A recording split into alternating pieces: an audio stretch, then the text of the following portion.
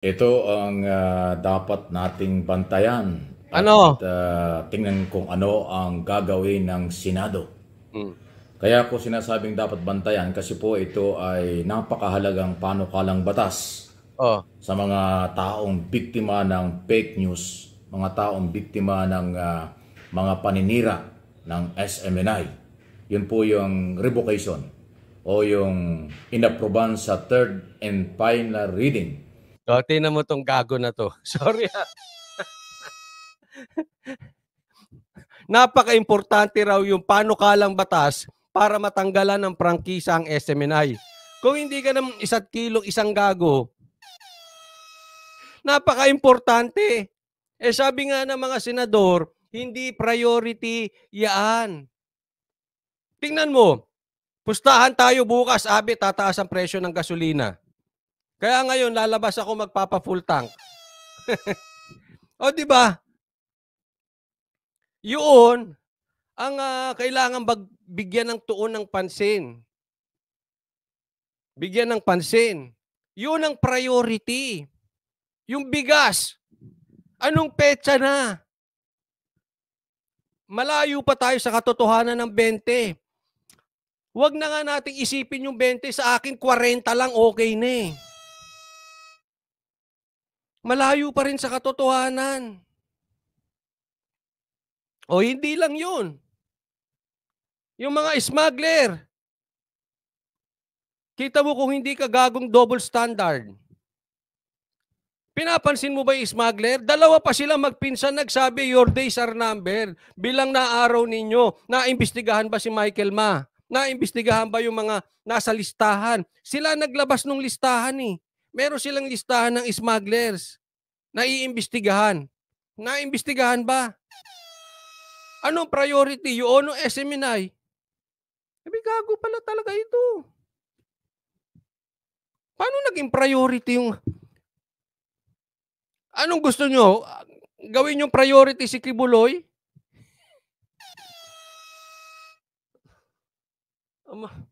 Kaya ito, broadcaster, naging vlogger, paurong. Next week, alalay ka na lang ni Tambaluslos. Palagay ko lang. Oo. Next week, ano ka na lang? Taga-abot ka ng pagkain ni Tambaluslos. Paurong ka eh. Kasi, sabi nga, mahina IQ mo. Oh. Tanungin mo dun sa mga kasamahan mo. Mahina IQ mo, Brad. Ayun na sabi nila. May pinost pa nga si Jason sa eh. Mike, mahina IQ mo. Hindi man diretso ganon at hindi niya naman sinabing Mike Abe. Malay mo si Mike Jordan. Pero ako, tingin ko ikaw yung tinutukoy niya. Meron pa bang ibang Mike na mahina IQ? O di ikaw. Ng Kongreso bago nag-Holy Week, Oh, bago nag-recess. oh. Kasi isang buwan pong recess sila dahil mag-Holy Week. Mm. Tapos na sa Kongreso, sa Senado na yan. Yung Republic Act 9710. Para nga i-revoke ang prangkisa ng SMNI dahil sa dami umano ng mga violation sa kanilang franchise law, Republic Act 11422. Na ngayon ay nasa Senado. Sino naghusga nun? Di ba? Ang tanong, una, may karapatan ba sila manghusga na yung sinasabi nilang fake news ay talagang fake news? Di ba? Sino may karapatan? Tandaan po natin na ang Kamara walang karapatang humusga. Dapat yan sinasampahan ng kaso. Oh. Kaya hindi uusad sa Senado yan. Huwag kang atat. At si Senator Grace po ay nagsabing ito'y hindi pangkaraniwang panukala. First time nga naman po na mangyari. Talaga first time. Kaya hindi ba naman ano, tingnan mo, saan ka maaalala Tambaluslos? Sa Tambaluslos na tawag, ayudang tawag, at saka first time. First time mangyayari, gagawa kayo ng panukalang batas para magtanggal ng prangkisa. Kita mo kung hindi mga, first time in the Philippines, mangyayari sa pamahalaan mo, Tambaluslos. Ito na mayroong proposed bill na inaproban sa Kongreso for revocation. Ano? So dadaan daw sa masusing pag-aaral ng Senado. Okay? kung dadaan yan sa Committee on Public Service or Committee on Media or anumang committees ay ating aabangan. Ngayon ang tanong, ito ba'y uunahin ni Senate President Zubiri at saka ni Majority Leader Joel Villanueva? Kasi po si Villanueva as Majority Leader ay sila po yung nagkakalendar. Sila yung gumagawa ng... Tingnan mo, oh, uutusan. Gago rin talaga. Huwag kang atat. Gusto niyang madaliin talaga. Sino ba kumukumpas sa'yo, Abe? Tatanong ko lang. Kaninong kumpas ba yan? Ba't minamadali mo ikaw na kaya tumakbo? Pero pupusta ako. Kung eto man, kasi may mga broadcaster talagang nangangarap yung iba, di ba?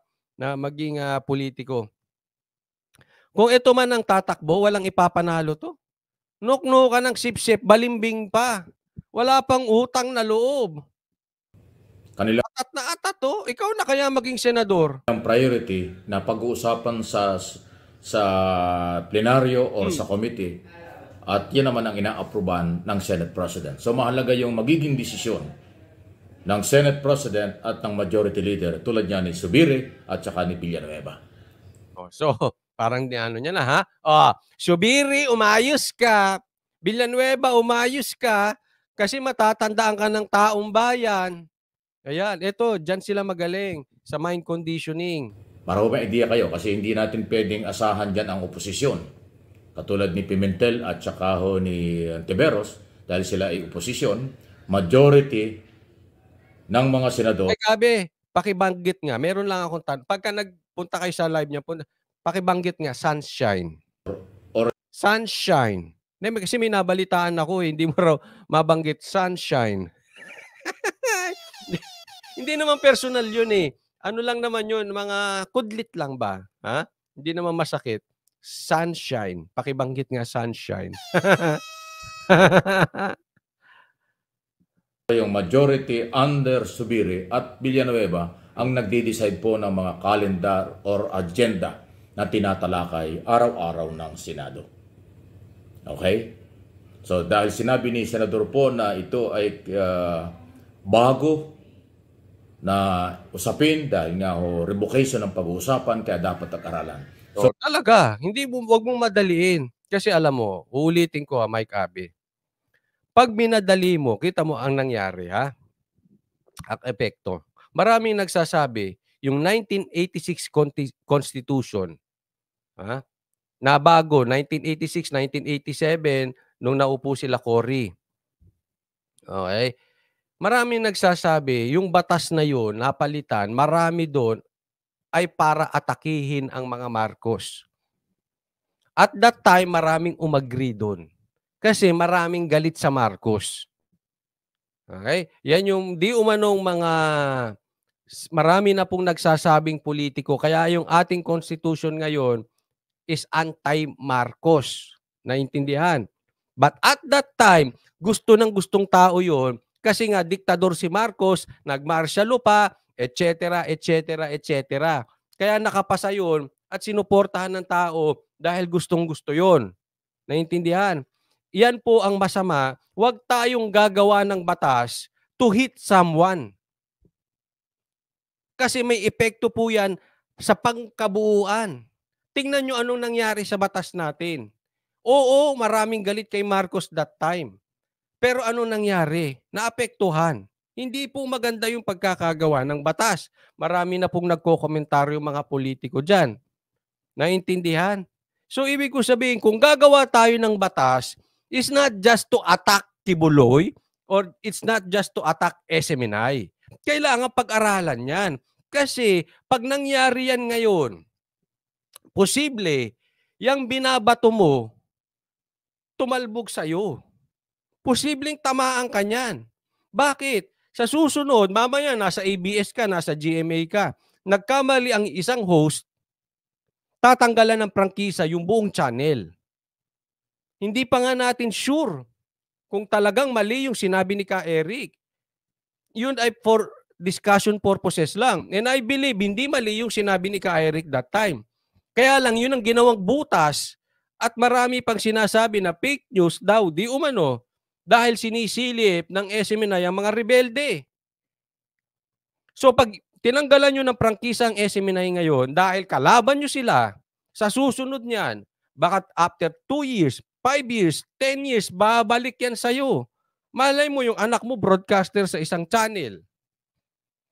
Dahil nagalit tayo sa kila pastor, kayo nagalit kila pastor, bubueltahan kayo ng batas na yon.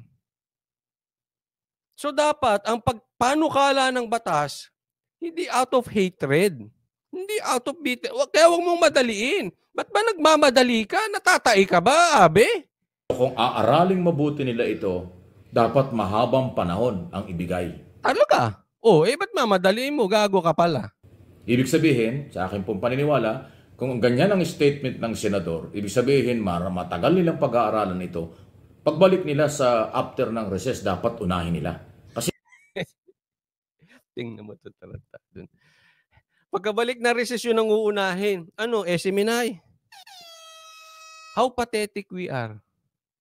Itong bansa natin, unang balik ng Senado sa recess ang aatupagin. YouTube channel, Facebook channel, o news channel na SMNI. Tingnan mo. Anong ang dami nilang dapat atupagin. Ang dami na nating sinasabi na may kaugnayan sa sikmura ng taong bayan. Yan ang gusto mo atupagin nila? Ay, mahina talaga utak ni. Mahina IQ mo, Brad. nga, matagal pa lang aaralin. Ngayon, kung sinasabi nyo, madali lang ito dahil tapos na sa Congress. Usually, pag tapos na sa Congress, madaling aproban. Kung gusto talaga naman, lahat tatapusin ng Congress. Tandaan nyo to, basta para sa Duterte, para sa SMNI, Pastor Cabuloy, bilis yan. Pati PI, tapos na nga. Gusto nilang madaliin yung tsa-tsa eh. Pero yung mga smuggler, wala pa rin. Ganyan sa Congress. Gustuhin sa Senado. Ganun po yun eh. Pag ginusto ng mga senador ang isang panukala, okay, madaling gawin ng Senadong aproban ito. Pero pag ayaw ng mga senador, kahit anong gandang panukala ng Kongreso o tapos na sa Kongreso.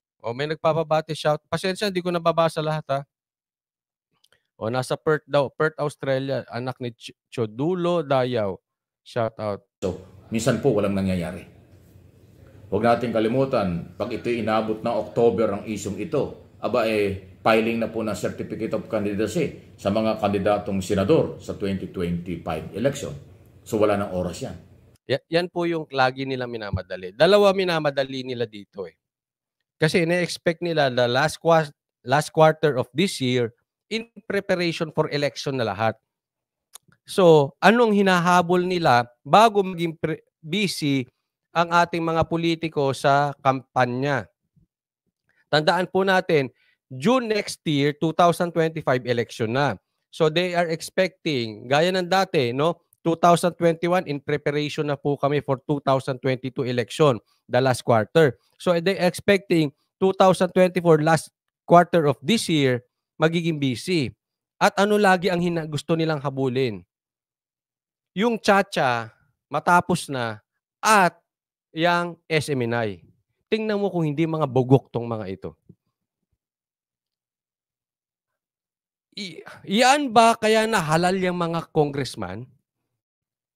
Nung hilahalal ba sila, sana matanggalan mo ng prangkisa ang SMNI. Congressman A, hinalal ka sa halilal ka bilang congressman ng Antipolo. Isang city ng Antipolo ay distrito ng Antipolo ay hinalal ka para sana ay magawan mo ng paraan ang SMNI na matanggal at pangalawa ay maipasa mo ang PI or magkaroon ng tsa-tsa. Yun ba ang dahilan kung bakit binoto ng mga tao itong mga congressman nila? Sa tingin ninyo yun ang dahilan? Yun ang priority? Ayan ang pinag-aatupag. Tapos igagaya mo pa yung maling gawain sa Kamara, gusto mong gawin din ng mga senador. Ay, talagang bugok. Wala talagang IQ ito. Wala talaga. Wala talaga sa ayos ka, Brad. Sana naman bago mag-October, Mm. matapos nila yan. O sa lalong madaling panahon. Alam mo, eto sa akin masasabi ko lang Kasi siguro, mas madali pang paniwalaan ng isang tao pag nakikita nating neutral na medyo kukwestiyonin ng SMNI. Pero itong si Mike Abe, wala siyang authority para questionin ng SMNI. Una, alam na alam ng taong bayan na galit ka at may bitterness ka at may inggit ka sa SMNI. Kasi yung huli mong araw sa SMNI, hindi maganda. Nagdabog ka, tinapon mo yung mic. Nakita namin yung mic na tinapon mo. Buti gumagana pa. Sinizer ang tatak. At alam ko kung saang step ka nagdabog-dabog. Uulitin ko nga yun sa SMNI, paparinig ko sa inyo. Dito nagdabog. Wala siyang authority. Bitter. Kasi alam nyo, ito yan Baka sabihin, Coach Oli, sinisiraan lang siya o sinisiraan mo lang. Alam nyo, tama, may punto naman kayo. Madaling manira Diba? Ang tanong, may katotohanan. Madaliling magpaka-plastic. Ang tanong, may katotohanan ba? Alam nyo, paano nyo malalaman ng isang tao kung talagang masama ang ugali or maganda ang ugali? Yung close sa kanila. Kasi yung close sa kanila, makikita yung totoo ng tao. Diba? Yung madalas niyang kasama. Makikita yung harap, likod.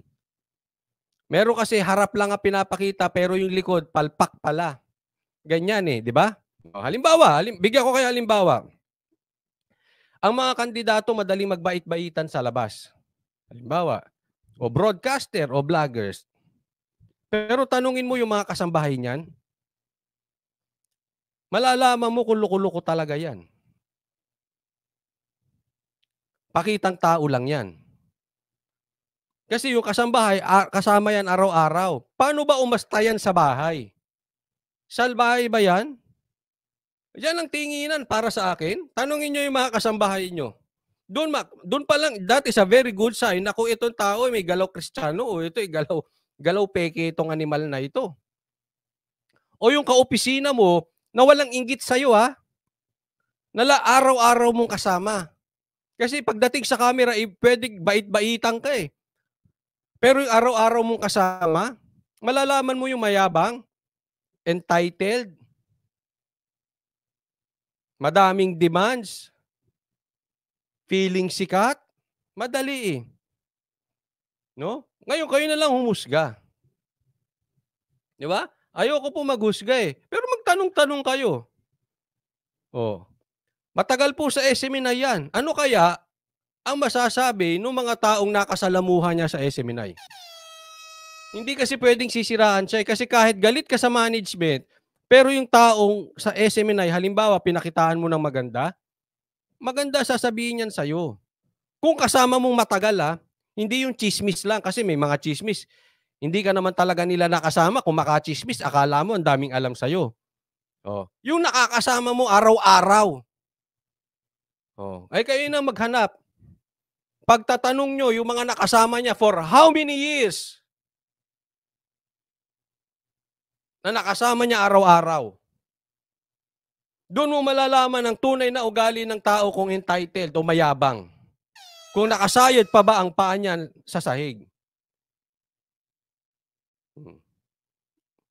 Gusto mo, interviewin ko yung kasambahay mo. Magkaalaman tayo. Hindi, wag na. Yun lang po ang punto natin dito, Kasi alam mo bakit? Para sa akin talaga wala siyang authority. Ang tagal mo sa SMNI. Bakit ngayong kakumukuda ng ganyan? Corazon Austero, maraming salamat po Thank you, Corazon Austero. Kasi kung talaga may fake news ang SMNI, dapat matagal ka ng kumuda. Ang tagal mo ron, Brad. Ngayon ka magsasalita. Anong meron? Ako ba nagsisinungaling? Dati kasipsip mo sa SMNI, ngayon ganyan ka? Kasi kung fake news ang SMNI, dati ng fake news yan. Ba't hindi ka kumudaan dati? Na fake news sila. Babanatan mo ba ang SMNI? Kung binabanatan din ng SMNI si Baste at saka si Tatay Digong? Sige nga, tanungin kita diretso. Kung binabastos ng SMNI si Duterte, babanatan mo SMNI? Kaya nang hirap sa inyo eh. Alam mo ako, naniniwala ako dyan ang taong hindi marunong tumingin sa pinanggalingan, hindi makakarating sa pinanggalingan, paurong ka Brad, baka next time, labandera ka o tagahain ka na lang ng pagkain ng mga tambaluslos. Natin. Sabi ko nga sa inyo, hindi ko pa pinangalanan doon sa unang video. Meron ng 8, more or less. 8 pa lang ang nakikita ko na posibleng magtatanggol at haharang sa proposed bill revocation ng prangkisa ng SMNI. At ang mga dahilan dito ay kaibigan, utang na loob. Ang babaw, di ba? Pero yun, 8. Pero nararamdaman ko, baka madagdagan pa. Yan po yung nakakabahala dyan doon sa mga biktima Hirap na siya, pero ikot-ikot niya na. Pinaabot niya 8 minutes eh. ng fake news. Alam nyo, pag ang issue ng 8 minutes kasi pwede ka makapaglagay ng ad sa gitna. prangkisa ay fake news, hindi na dapat pinatatagal yan. Tanga ka! Sa'yo na nanggaling, nilaglag mo yung sarili mo. Kung fake news, tinatanggalan ng prangkisa, hindi na pinagtatagal yan. Ba't nagtagal ka? Ilang years ba ito sa ano? Ilang years to sa SMNI? May nagsabi rito, 15? 15 years ka sa SMNI? Sabi ni Camo, 50 years in SMNI na nasa government station sa nagwala. Kaya nga eh. Hindi ko alam kung 15 years ka nga. Pero alam ko taon. So, hindi na dapat pinagtatagal. Tanga, ba't pinagtagal mo dati? Dati nagkuda ka fake news. Pinipake news tayo nitong SMNI. What's in it for you? Bakit ngayon ka lang dumating sa buhay ko? Hey. Ay, nako. Kaya nga lagi ko sinasabi, banatan mo ng lahat. Huwag lang SMNI at si Pastor Kibuloy. Kasi magmumukha ka talagang bitter. Talagang hindi po effective ang banat mo sa kanila. Ikaw ang unang taong hindi dapat pagkatiwalaan pagdating sa SMNI at Pastor Kibuloy. Dahil may inggit ka eh. Dapat man lang, kung talagang tao ka at hindi ka pabor. Halimbawa, ako meron ako hindi pabor na ginagawa ng SMNI. Magpapaalam ako ng maayos. Magpapaalam ako doon sa mga nakaging kaibigan kong empleyado, angkor doon. Papaalam ako. Magkaiba lang tayo ng pupuntahan pero masaya ako naging kasama ko kayo.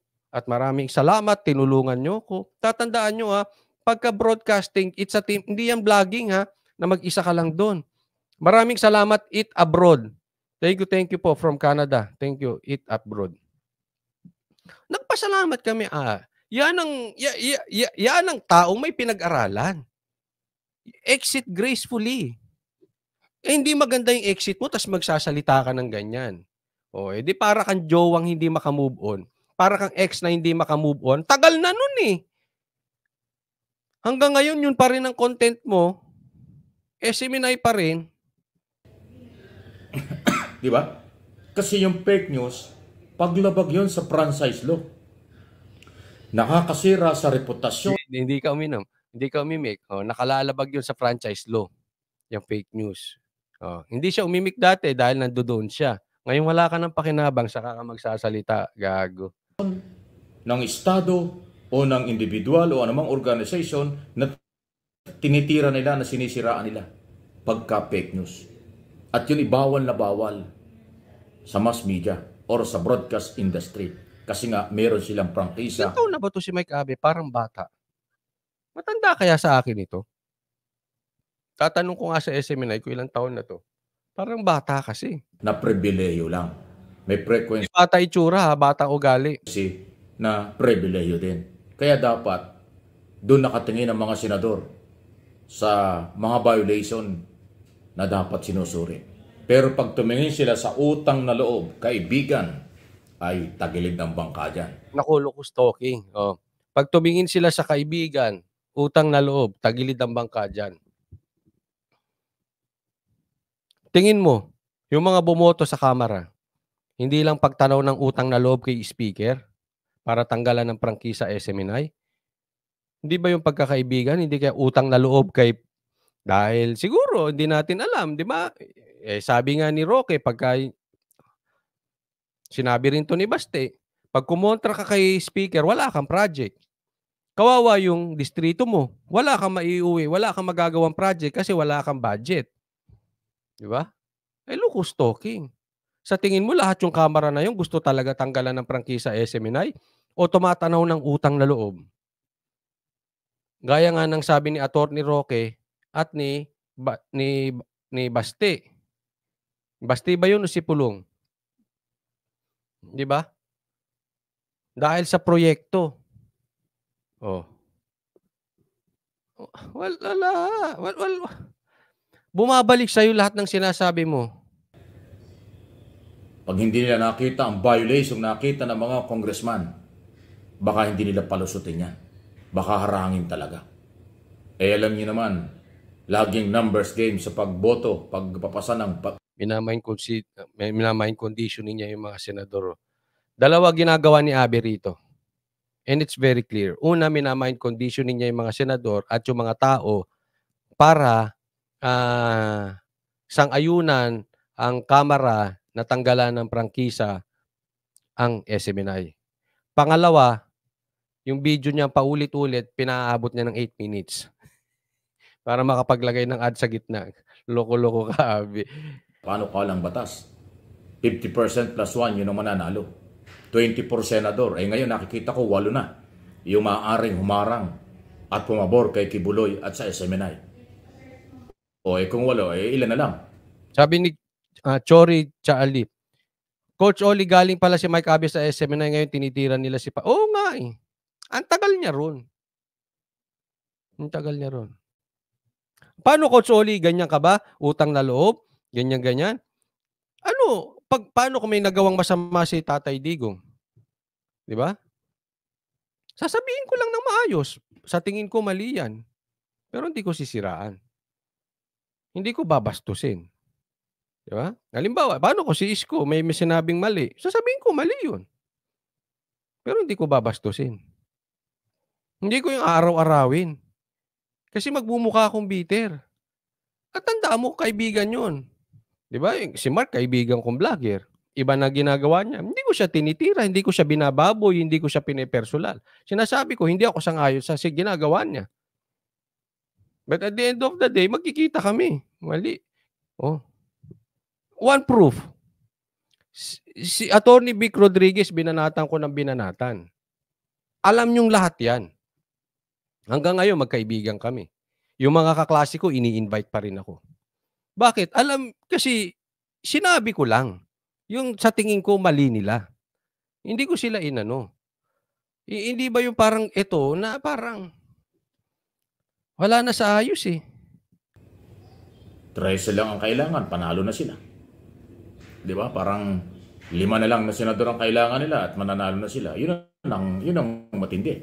Sana naman po ay magising sila na huwag masayang yung pinaghirapan ng Kongreso sa halos 4 na buwan na public hearing at hindi na-justify ng management ng SMNI na sila hindi karapat-dapat revoke at hindi karapat-dapat bawian. Ako naniniwala ako, hindi dahil nasa SMNI kami. Ha?